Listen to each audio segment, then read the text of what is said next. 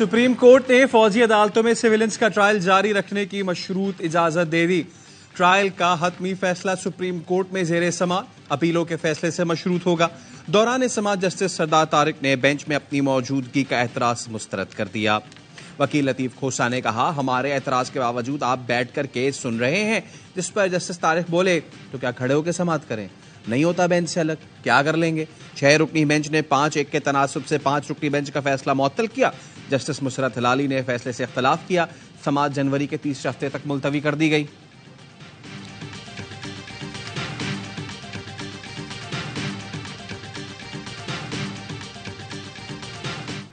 Cipher case में बानी PTI और साबिक वजीर खारजा शाह महमूद कुरैशी पर फर्द जुर्म आयद। अडियाला जेल में समाअत के दौरान मुल्जिमान का सेहत जुर्म से इनकार। खुसूसी अदालत ने इस्तगासा से शहादत तलब कर ली। समाअत कल तक मुलतवी। वकील सलमान सफ्तर कहते हैं, फर्द जुर्म हमारे सामने आयद नहीं की गई।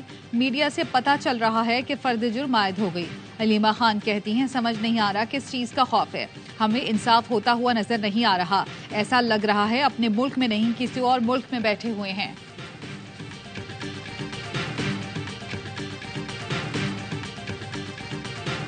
मैं नहीं चाहता कि कोई इंतकाम लिया जाए, लेकिन हिसाब तो लेना बनता है।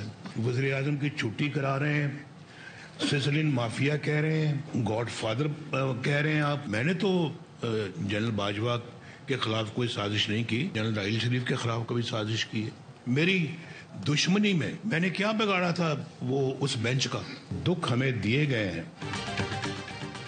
इंतकामी जज्बे से नहीं आया, लेकिन हिसाब लेना तो बनता है। मेरी दुश्मनी में कौम के साथ जो किया गया उसकी वजह बताई जाए। नवाज शरीफ कहते हैं, जो मुझे कुर्सी से उतारना चाहते थे उन्हें पनामा से कुछ नहीं मिला तो इकामा निकाल लाए।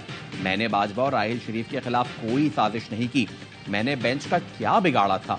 3 बार वजीर आजम बन चुका। मुझे इंतकाम से कोई गर्ज नहीं।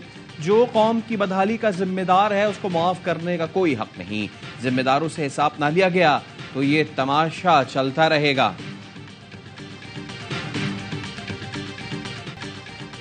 एक दूसरे की टांगे खींचते रहे तो फिर हम महंगाई का मुकाबला कर सकेंगे, ना ही दहशतगर्दी का।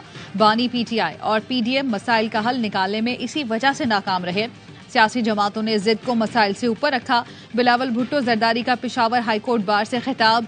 कहा, जुल्फिकार भुट्टो के कत्ल में जो भी मुलव्विस थे उन्हें बेनकाब किया जाए। न सिर्फ कायदे अवाम को इंसाफ दें बल्कि हमेशा के लिए ये दरवाजा बंद करें। आइंदा कोई ना सोच सके कि वो जज को डिक्टेशन दे सकता है।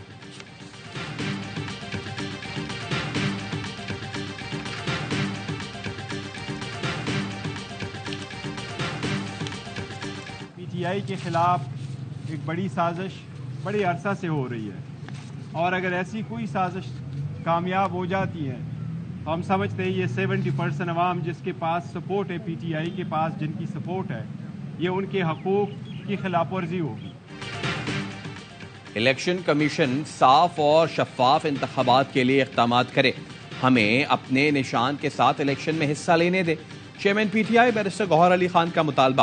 कहा, तहरीक इंसाफ को वर्कर्स कन्वेंशन की इजाजत नहीं दी जा रही। हम पर मुकदमे हो रहे हैं। Election commission level playing field दे, इंतखाबी शेड्यूल जारी करे।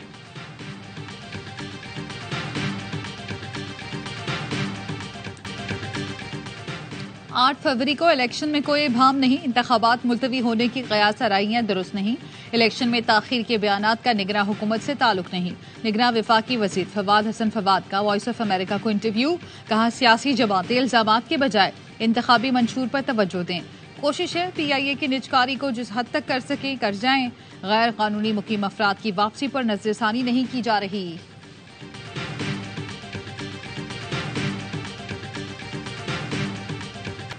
जम्मू और कश्मीर बैनुल-अक़वामी सतह पर तस्लीम शुदा तनाज़ा है। भारतीय सुप्रीम कोर्ट ने गैर कानूनी इक़दाम को कानूनी तहफ़्फ़ुज़ देने की कोशिश की। भारतीय अदालत का फैसला सलामती काउंसिल की करारदादों की खिलाफ वर्जी है। हुर्रियत कॉन्फ्रेंस ने यूएन सेक्रेटरी जनरल को खत लिख दिया। कहा, मसला कश्मीर को कश्मीरी आवाम की उमंगों के मुताबिक हल किया जाए।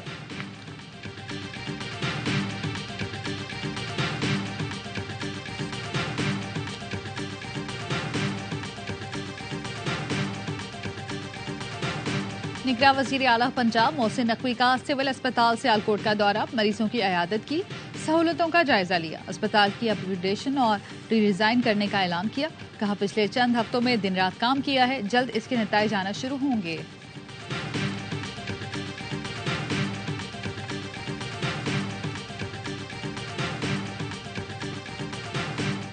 PSL सीजन 9 की ड्राफ्टिंग कुछ देर बाद लाहौर में होगी। 22 मुल्कों के 485 खिलाड़ी ड्राफ्ट का हिस्सा। तमाम टीमें 18-18 खिलाड़ियों का स्क्वाड मुकम्मल करेंगी। मुल्तान सुल्तान्स के अलावा PSL 9 के लिए तमाम टीम्स ने 8-8 खिलाड़ी रिटेन किए। पाकिस्तानी स्टार्स के अलावा 46 ओवरसीज प्लेयर्स ने प्लैटिनम और 76 ने डायमंड कैटेगरी में रजिस्ट्रेशन कराई। और पाकिस्तान सुपर लीग की सबसे मकबूल टीम कराची किंग्स का स्क्वाड आज मुकम्मल होगा। ड्राफ्टिंग में सबसे अहम प्लैटिनम कैटेगरी से 3 खिलाड़ी किंग्स का हिस्सा बनेंगे।